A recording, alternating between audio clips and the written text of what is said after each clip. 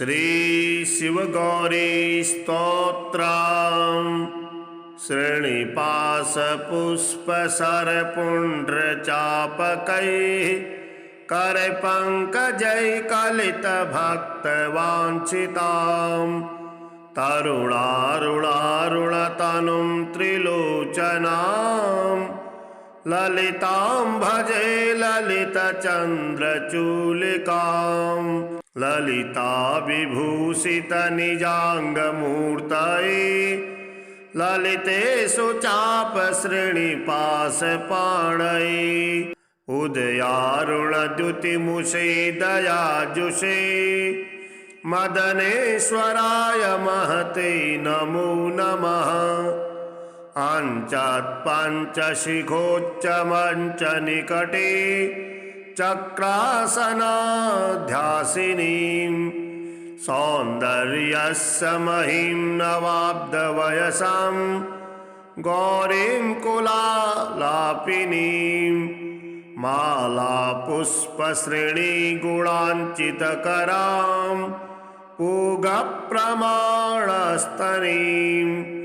बालां श्रीललिताम्बिकादुहितरं लीलासमुद्रां भजे चिन्तामणिग्रहवराञ्चितशक्तिचक्र रक्षाकरं कलितकुङ्कुमरक्तवर्णं सौन्दर्यराशिवपुषं दशवर्षदेश्यं वन्दे कुमारमदनेश्वरमिन्दुमौलिम् अपराजितनामधेयमस्वं सुखमारूढवती सुवर्णा विलसन्मणिवित्रपाशहस्ता परिभूयात् परमेश्वरी सपत्नान् अधिरुह्य जपारुणं तुरङ्गं करपद्माञ्चितवेत्रपाशशक्तिः परिभूतविपक्षपक्षकोऽव्यात् ऋणाभः परमेश्वरी सहाय रक्तां विचित्रवसनां नवचन्द्रचूडाम् अन्नप्रदाननिरतां स्तनभारनम्रां नृत्यन्तमिन्दुसकलाभरणं विलोक्य हृष्टां भजे भगवतीं भवदुःखहन्त्रीम् उदञ्चिता कुञ्चितवामपादं समञ्चिता हेन्दुकिशानुहस्तम् अन्नप्रदां वीक्ष्य मुदा महेशिं नटन्तमाद्यं नटमाश्रयामः अरुणारुणकोटितुल्यकान्तिं श्रीनिवासाभयवाञ्छितप्रदानैः अनुरक्तकरां नवेन्दुचूडाम् अखिलेशीं भुवनेश्वरीं भजामः बालेन्दुकलितुतंसं बालारुणसमुद्युतिं पाशाङ्कुशवराभीतिकरं शम्भुश्रमाश्रये कुलाचलकुतूहलं कुसुमचापसञ्जीवनं कुचे कलितवल्लकं गुरुकृपारसं लोचने जपासहृदयं रुचौ जपवटाभिरामं करे जटानिबिडितं कचे जयति जीवितं सम्भवं दत्तात्रेयं शिवं शान्तिं इन्द्रनीलनिभं प्रभुं आत्ममायारतं देवम् अवधूतं दिगंबरं भस्मोद्धुलितसर्वाङ्गं जटाजूटधरं विभुं चतुर्बाहुमुदाराङ्गं प्रफुल्लकमलेक्षणं ज्ञानयोगनिधिं विश्वगुरुं योगिजनप्रियं भक्तानुकम्पिनं सर्वसाक्षिणं सिद्धिसेवितम् एवं यः सततं ध्यायेत् देवदेवं सनातनं समुक्तः सर्वपापेभ्यो निःश्रेयसमवाप्नुयात्। श्री शिव गौरी चरणार्पणमस्तु।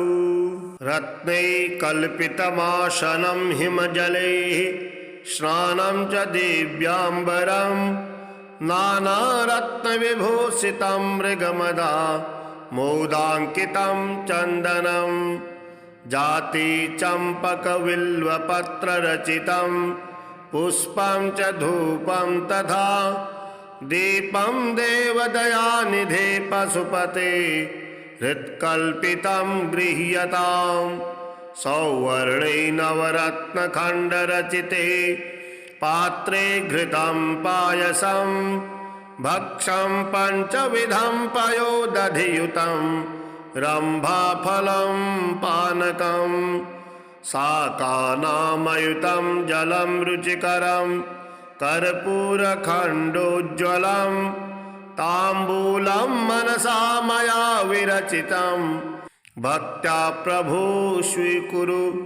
छत्रं चामरयूर्युगं व्यजनकं चादर्शकं निर्मलं वीणाभिर्मृदङ्गकाहलकला गीतं च नित्यं तथा साष्टाङ्गं प्रणतिः स्तुतिर्बहुविधा एतत्समस्तं मया संकल्पेन समर्पितं तव विभो पूजां गृहाण प्रभु।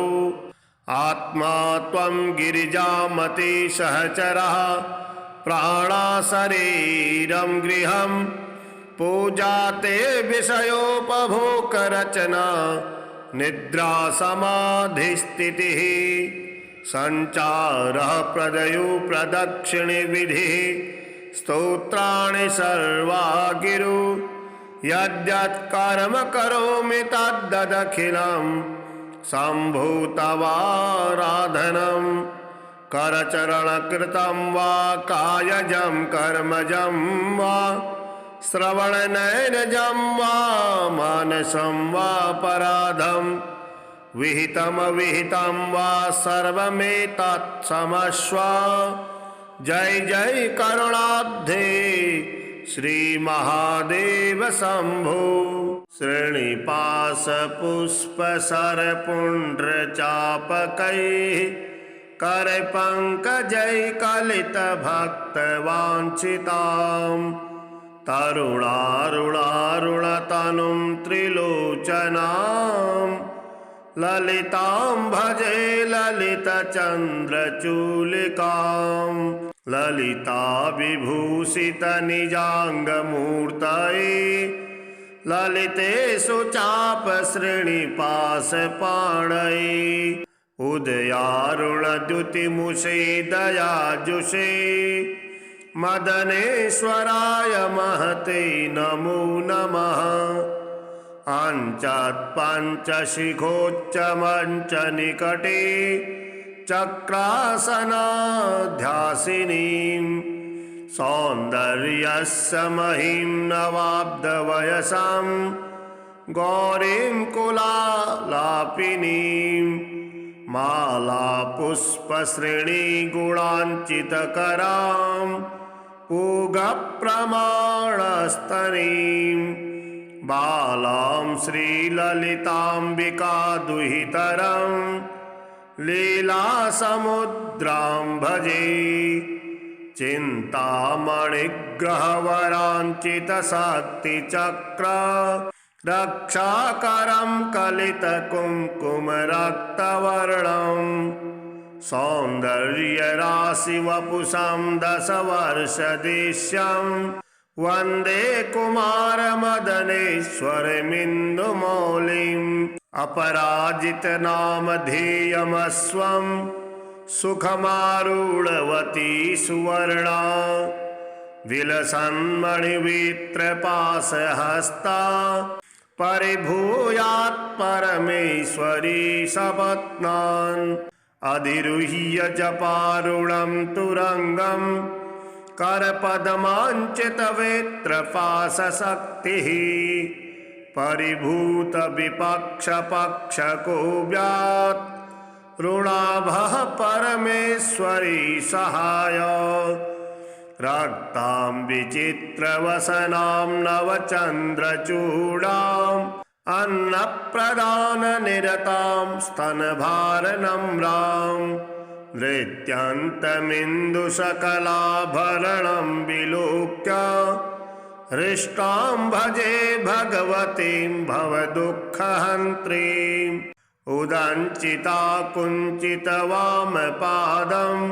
समञ्चिता हेन्दुकिशानुहस्तम् अन्नप्रदां वीक्ष्य मुदा महेशिं नटन्तमाद्यं नटमाश्रयामः अरुणारुणकोटितुल्यकान्तिं श्रीनिवासाभयवाञ्छितप्रदानैः अनुरक्तकरां नवेन्दुचूडाम् अखिलेशीं भुवनेश्वरीं भजामः बालेन्दुकलितुतंसं बालारुणसमुद्युतिं पाशाङ्कुशवराभीतिकरं शम्भुश्रमाश्रये कुलाचलकुतूहलं कुसुमचापसञ्जीवनं कुचे कलितवल्लकं गुरुकृपारसं लोचने जपासहृदयं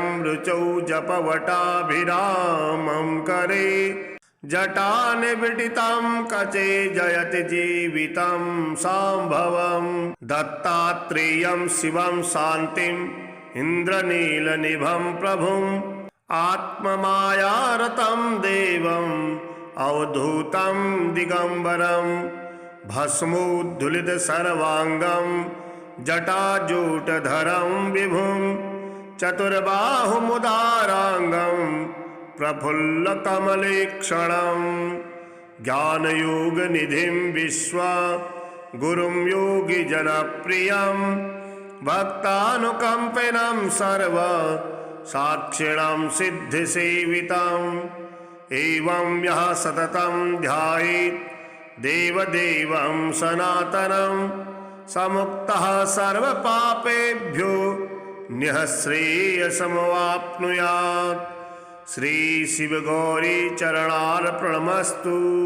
रत्नैकल्पितमासनं हिमजलैः स्नानं च दिव्याम्बरं नानारत्नविभूषितं मृगमदा मोदाङ्कितं चन्दनं जाति चम्पकविल्वपत्ररचितं पुष्पं च धूपं तथा दीपं देवदयानिधे पशुपते हृत्कल्पितं गृह्यताम् सौवर्णे नवरत्नखण्डरचिते पात्रे घृतं पायसं भक्षं पञ्चविधं पयोदधियुतं रम्भाफलं पानकं शाकानामयुतं जलं रुचिकरं कर्पूरखण्डोज्ज्वलं ताम्बूलं मनसा मया विरचितं भक्त्या प्रभो स्वीकुरु छत्रं चामरयूर्युगं व्यजनकं चादर्शकं निर्मलं वीणाभिर्मृदङ्गकाहलकला गीतं च नित्यं तथा साष्टाङ्गं प्रणतिः स्तुतिर्बहुविधा एतत्समस्तं मया संकल्पेन समर्पितं तव विभो पूजां गृहाण प्रभु। आत्मा त्वं गिरिजामति सहचरः प्राणा शरीरं गृहं पूजा ते विषयोपभोगरचना निद्रा समाधिस्थितिः संचारः प्रदयो प्रदक्षिणे विधिः स्तोत्राणि सर्वा गिरु यद्यत् कर्म करोमि तद्दखिलं शम्भो तवाराधनं करचरणकृतं वा कायजं कर्मजं वा श्रवणनयनजं वा मानसं वा पराधं विहितमविहितं वा सर्वमेतत् क्षमस्व। जय जय करुणाब्धे श्रीमहादेव शम्भो। श्रेणिपाशपुष्पसरपुण्ड्रचापकैः करपङ्कजैकलितभक्तवाञ्छिताम् तरुणारुणारुणतनुं त्रिलोचनाम् ललितां भजे ललितचन्द्रचूलिकाम् ललिता विभूषितनिजाङ्गमूर्तये ललितेषु चापश्रेणिपाशपाणये उदयारुणद्युतिमुषे दयाजुषे मदनेश्वराय महते नमो नमः। अञ्चत्पञ्चशिखोच्चमञ्चनिकटे चक्रासनाध्यासिनीं सौन्दर्यस्य महीं नवाब्दवयसां गौरीं कुलालापिनीं मालापुष्पश्रेणीगुणाञ्चितकरां पूगप्रमाणस्तनीं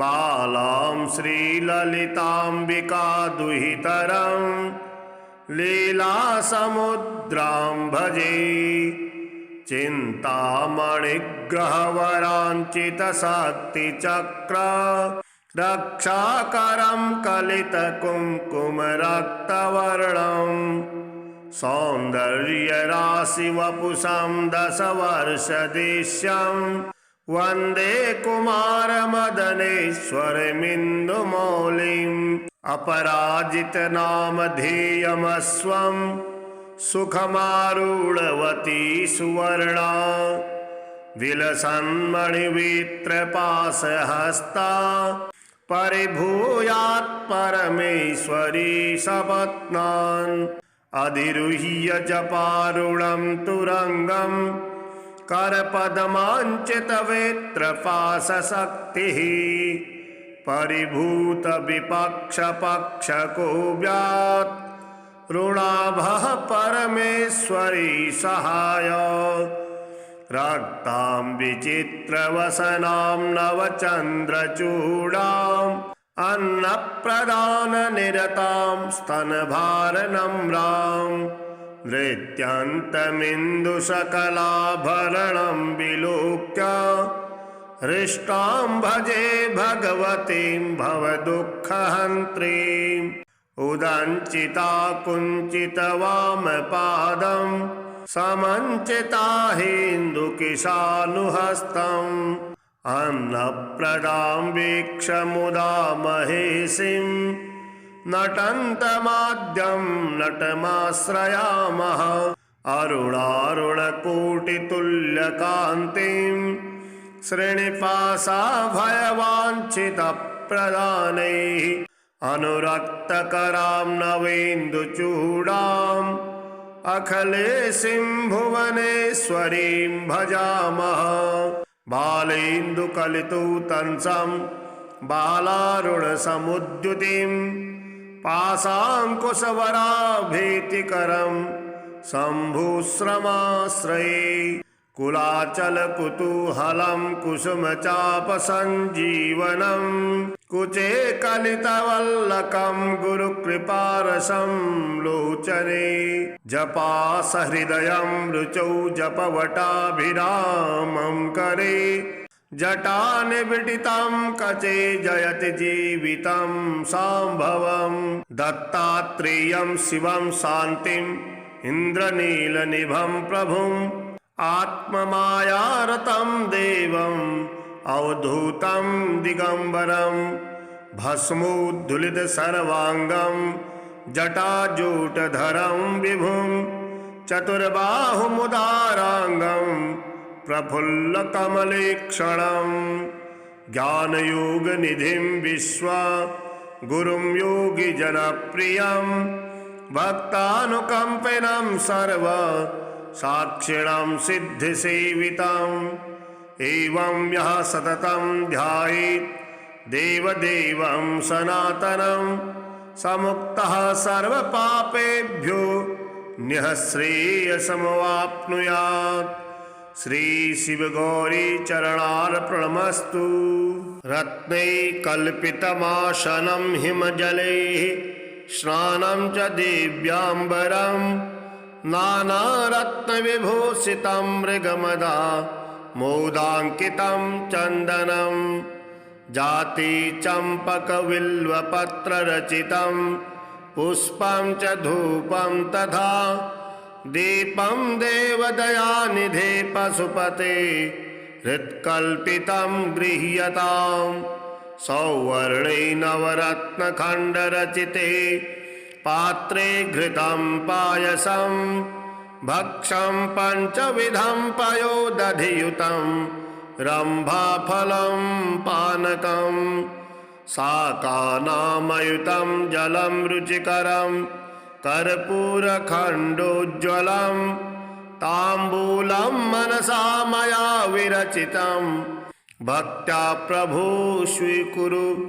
छत्रं चामरयूर्युगं व्यजनकं चादर्शकं निर्मलं वीणाभिर्मृदङ्गकाहलकला गीतं च नित्यं तथा साष्टाङ्गं प्रणतिः स्तुतिर्बहुविधा एतत्समस्तं मया संकल्पेन समर्पितं तव विभो पूजां गृहाण प्रभु।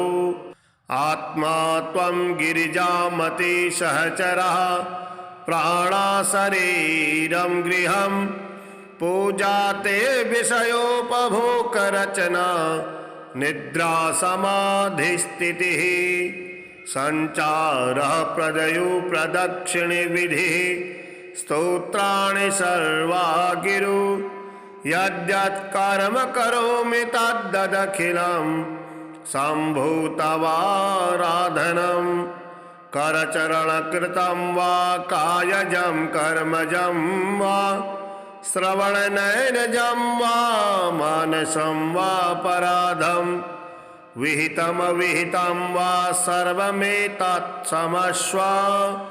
जय जय करुणाब्धे श्री महादेव शंभो।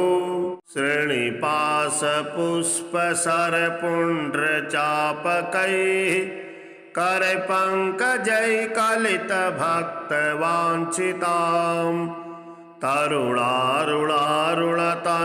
त्रिलोचनां ललितां भजे ललितचन्द्रचूलिकां ललिता विभूषितनिजाङ्गमूर्तये ललितेषु चापश्रेणिपाशपाणये उदयारुणद्युतिमुषे दयाजुषे मदनेश्वराय महते नमो नमः।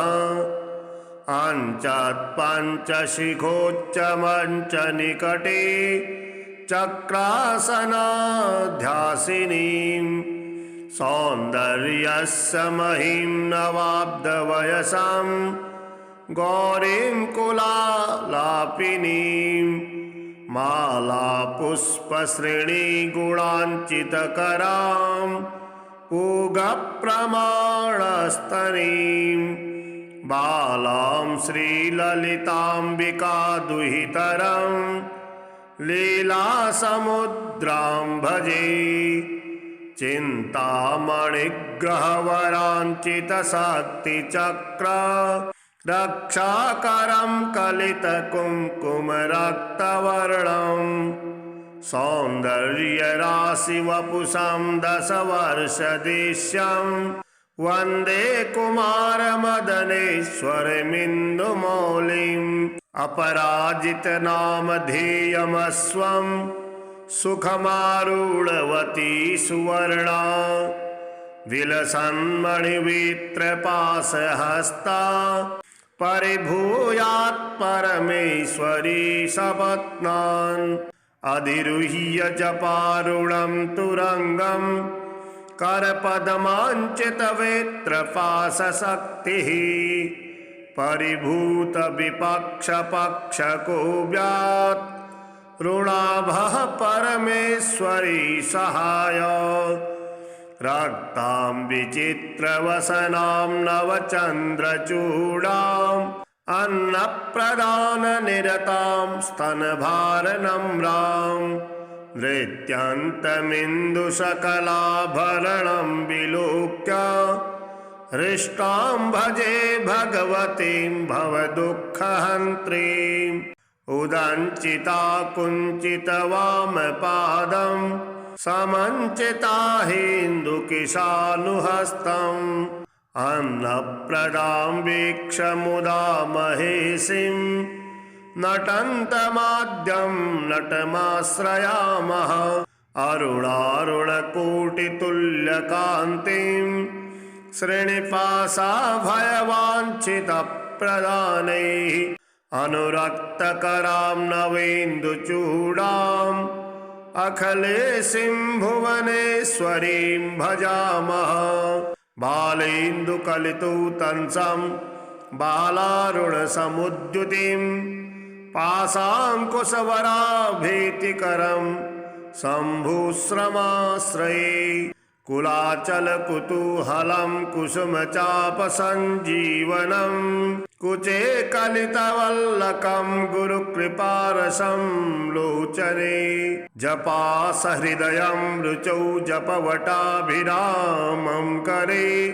जटानिबिडितं कचे जयति जीवितं सांभवं दत्तात्रेयं शिवं शान्तिम् इन्द्रनीलनिभं प्रभुम् आत्ममायारतं देवम् अवधूतं दिगंबरं भस्मोद्धुलितसर्वाङ्गं जटाजूटधरं विभुं चतुर्बाहुमुदाराङ्गं प्रफुल्लकमलेक्षणं ज्ञानयोगनिधिं विश्वा गुरुं योगिजनप्रियं भक्तानुकम्पिनं सर्व साक्षिणां सिद्धिसेवितम् एवं यः सततं ध्यायेत् देवदेवं सनातनं समुक्तः सर्वपापेभ्यो निःश्रेयसमवाप्नुयात्। श्री शिवगौरी चरणार्पणमस्तु।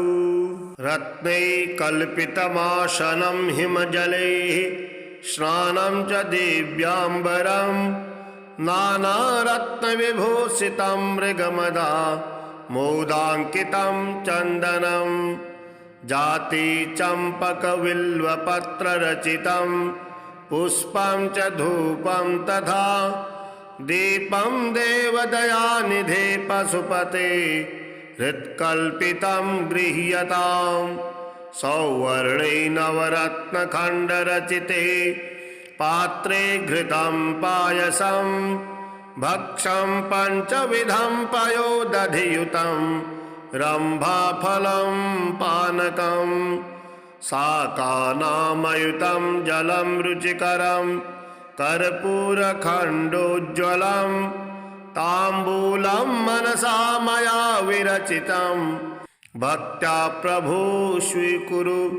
छत्रं चामरयूर्युगं व्यजनकं चादर्शकं निर्मलं वीणाभिर्मृदङ्गकाहलकला गीतं च नित्यं तथा साष्टाङ्गं प्रणतिः स्तुतिर्बहुविधा एतत् समस्तं मया संकल्पेन समर्पितं तव विभो पूजां गृहाण प्रभु। आत्मा त्वं गिरिजामति सहचरः प्राणा शरीरं गृहं पूजा ते विषयोपभोगरचना निद्रा समाधिस्थितिः संचारः प्रदयो प्रदक्षिणे विधिः स्तोत्राणि सर्वा गिरु यद्यत् कर्म करोमि तद्दखिलं शम्भो तवाराधनं करचरणकृतं वा कायजं कर्मजं वा श्रवणनयनजं वा मानसं वा पराधं विहितमविहितं वा सर्वमेतत् क्षमस्व। जय जय करुणाब्धे श्रीमहादेव शम्भो। श्रेणिपाशपुष्पसरपुण्ड्रचापकैः करपङ्कजैकलितभक्तवाञ्छितां तरुणारुणारुणतनुं त्रिलोचनां ललितां भजे ललितचन्द्रचूलिकां ललिता विभूषितनिजाङ्गमूर्तये ललितेषु चापश्रेणिपाशपाणये उदयारुणद्युतिमुषे दयाजुषे मदनेश्वराय महते नमो नमः। अञ्चत्पञ्चशिखोच्चमञ्चनिकटे चक्रासनाध्यासिनीं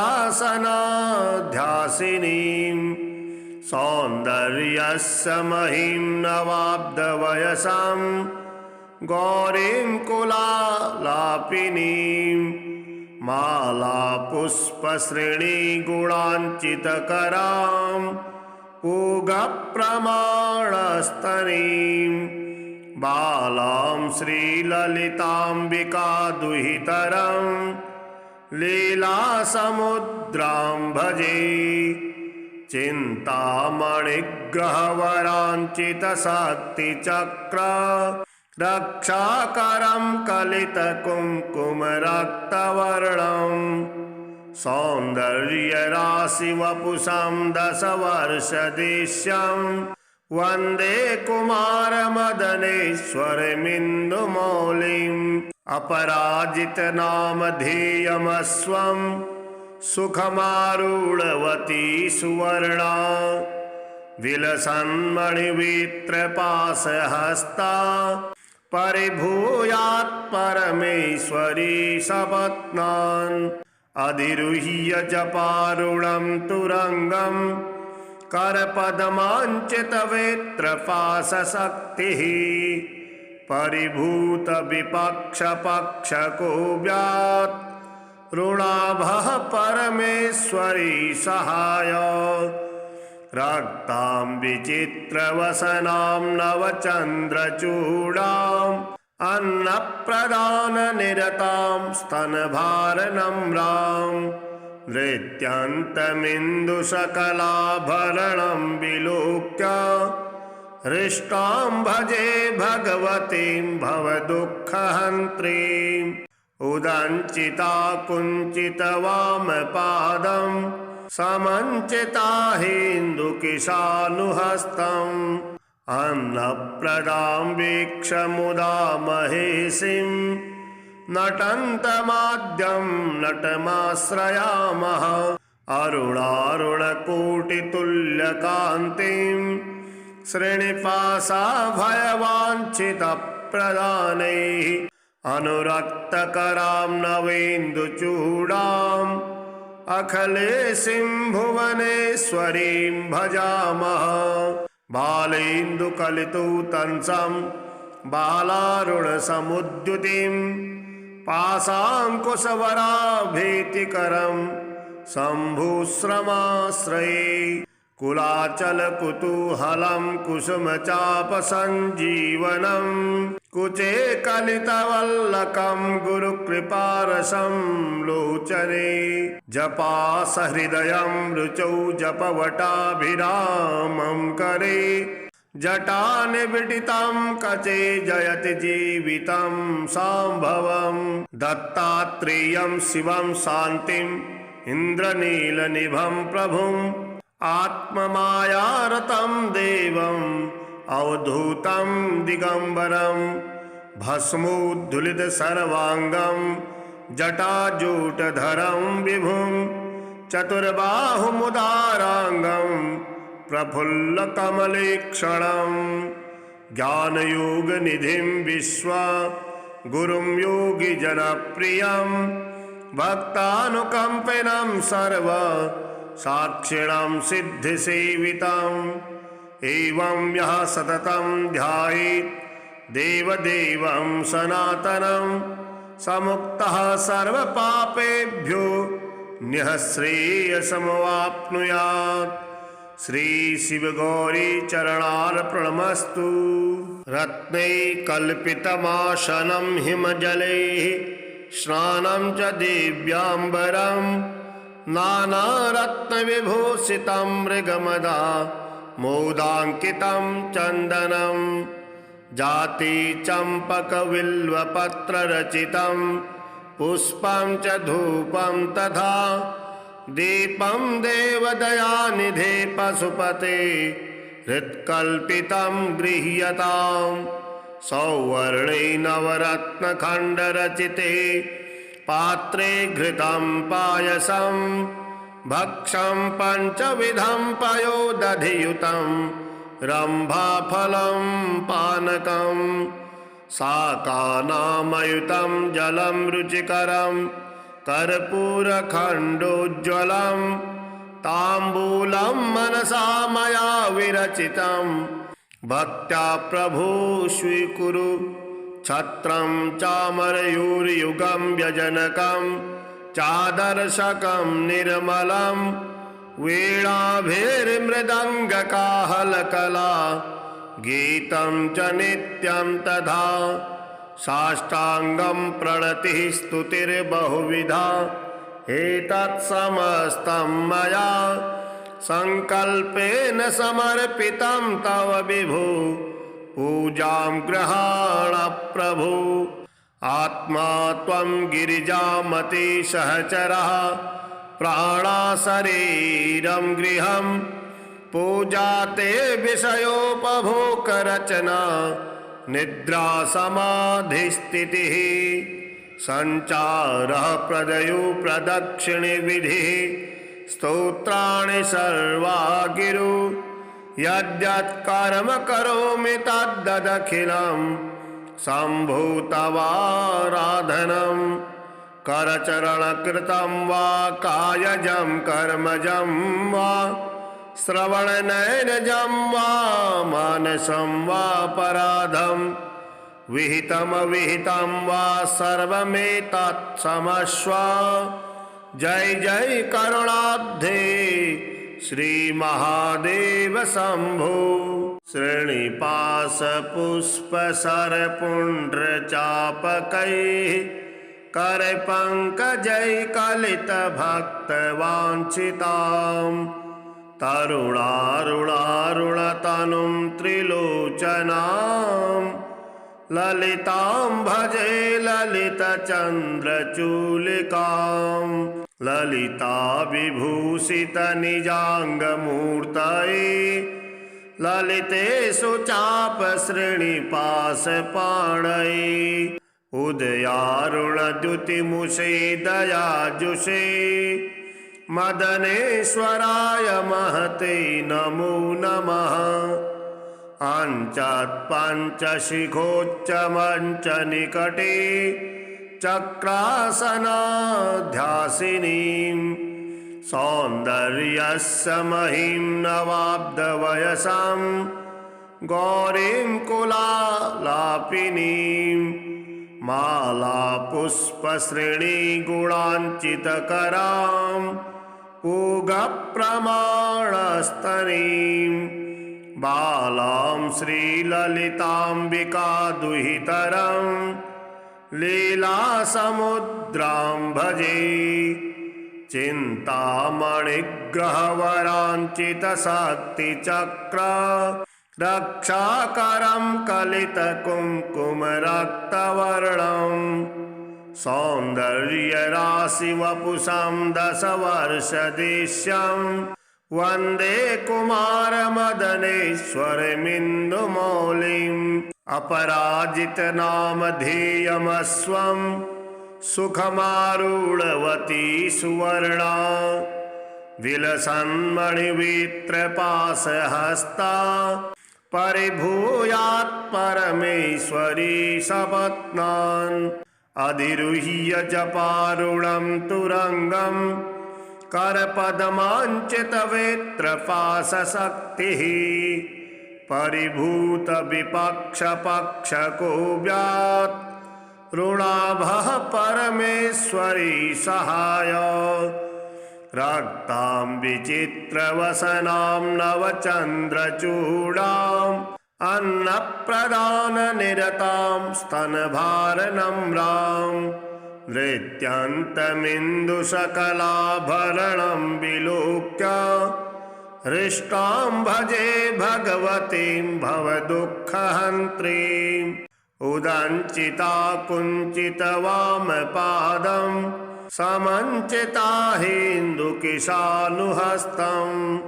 अन्नप्रदां वीक्ष्य मुदा महेशिं नटन्तमाद्यं नटमाश्रयामः अरुणारुणकोटितुल्यकान्तिं श्रीनिवासाभयवाञ्छितप्रदानैः अनुरक्तकरां नवेन्दुचूडाम् अखिलेशिं भुवनेश्वरीं भजामः बालेन्दुकलितुतंसं बालारुणसमुद्युतिं पाशाङ्कुशवराभीतिकरं शम्भुश्रमाश्रये कुलाचलकुतूहलं कुसुमचापसञ्जीवनं कुचे कलितवल्लकं गुरुकृपारसं लोचने जपासहृदयं रुचौ जपवटाभिरामं करे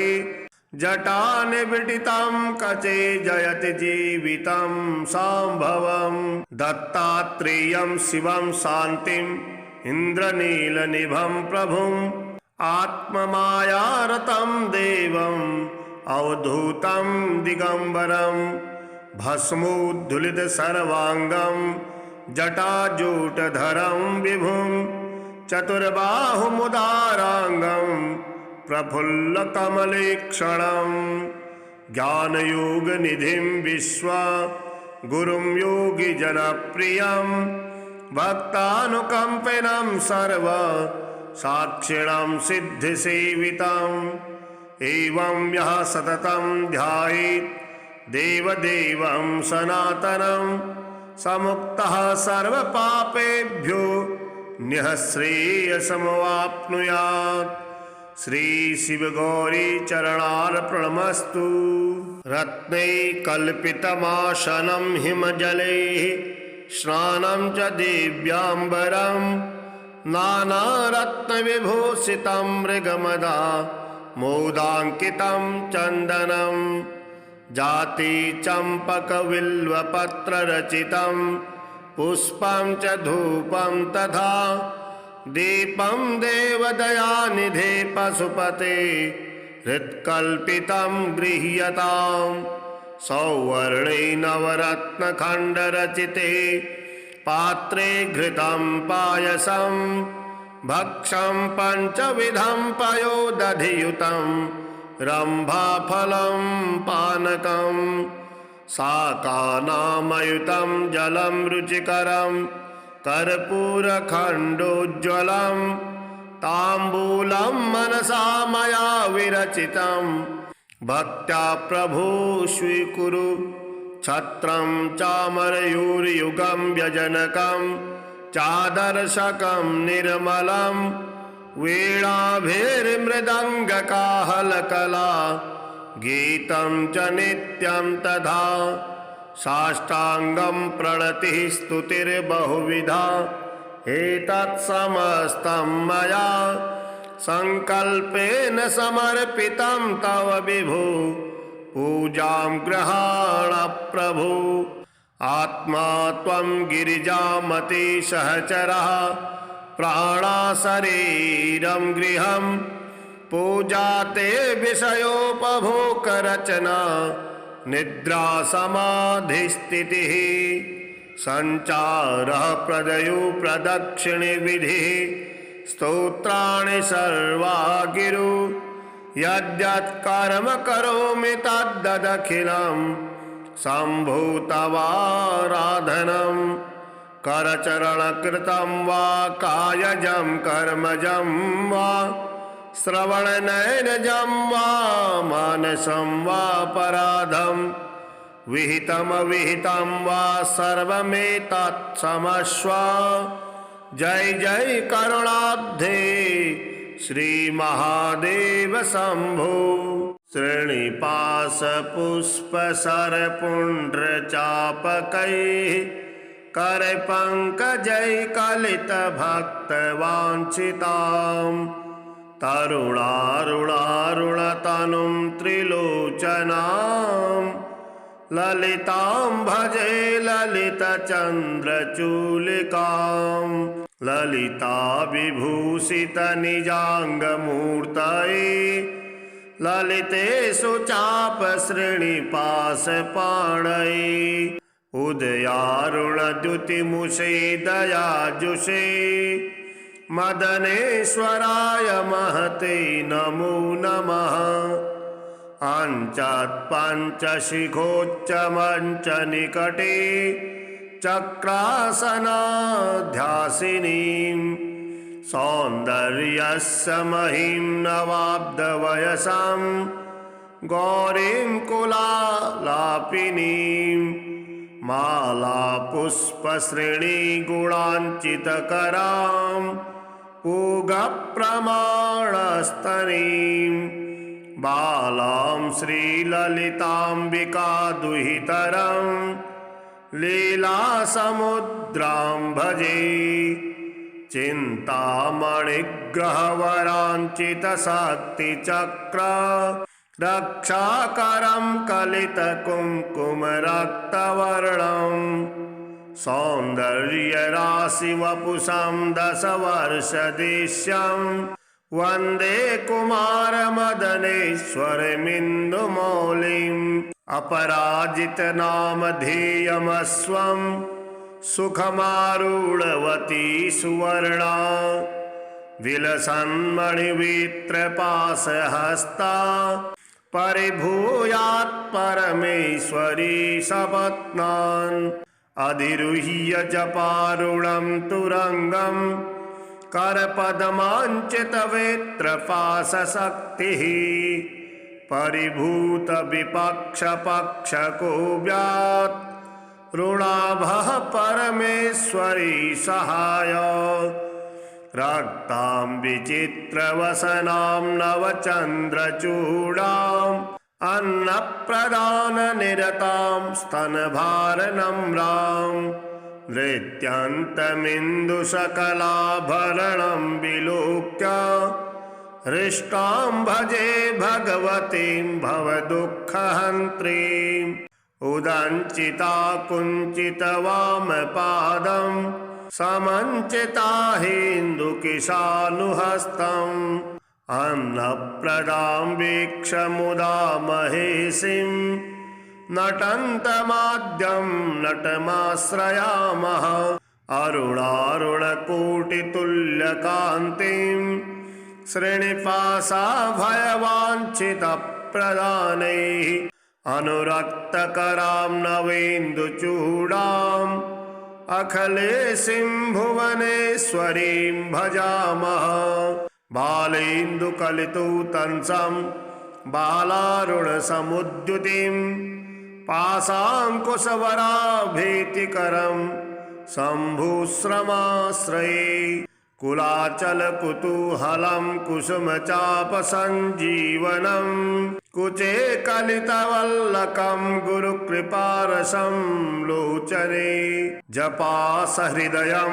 रुचौ जपवटाभिरामं करे जटानिबिडितं कचे जयति जीवितं सांभवं दत्तात्रेयं शिवं शान्तिं इन्द्रनीलनिभं प्रभुं आत्ममायारतं देवम् अवधूतं दिगंबरं भस्मोद्धुलितसर्वाङ्गं जटाजूटधरं विभुं चतुर्बाहुमुदाराङ्गं प्रफुल्लकमलेक्षणं ज्ञानयोगनिधिं विश्वा गुरुं योगिजनप्रियं भक्तानुकम्पिनं सर्व साक्षिणं सिद्धिसेवितम् एवं यः सततं ध्यायेत् देवदेवं सनातनं समुक्तः सर्वपापेभ्यो निःश्रेयसमवाप्नुयात् श्री शिव गौरी चरणार्पणमस्तु। रत्नैकल्पितमासनं हिमजलैः स्नानं च दिव्याम्बरं नानारत्नविभूषितं मृगमदा मोदाङ्कितं चन्दनं जातिचम्पकबिल्वपत्ररचितं पुष्पं च धूपं तथा दीपं देवदयानिधे पशुपते हृत्कल्पितं गृह्यताम्।